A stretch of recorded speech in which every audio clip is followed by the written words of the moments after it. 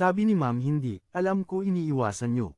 Si Corby kaya dyan siya, at pagtapos kumain muna sila sabay-sabay sina Kat, Bea, RJ, Lay at Erwin. Sabi ni RJ bakit pa kasi siyabang Corby. Dagdag pa nito Erwin diba habang nagsusulat ka binangga kanya. Erwin oo sagot pa niya bakit. Tapos nagtinginan, sila RJ at Lay alam na namin, sagot ni Erwin ang ano.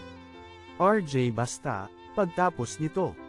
At nagsimula na sila sa group project at busy na yung apat sabi ni RJ, kuya bang tumulong ka nga? Sagot ni Corby matagal pa yan, papatulong na lang ako kay Bea diba? Sabay susuntukon dapat, ni Urge sabay hinawakan ni Bea si RJ.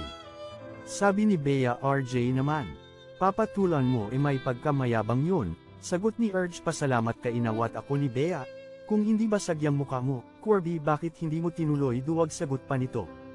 Sabi ni RJ, gago malakas ang loob mo. Dahil alam mo aawatan ako ni Bea.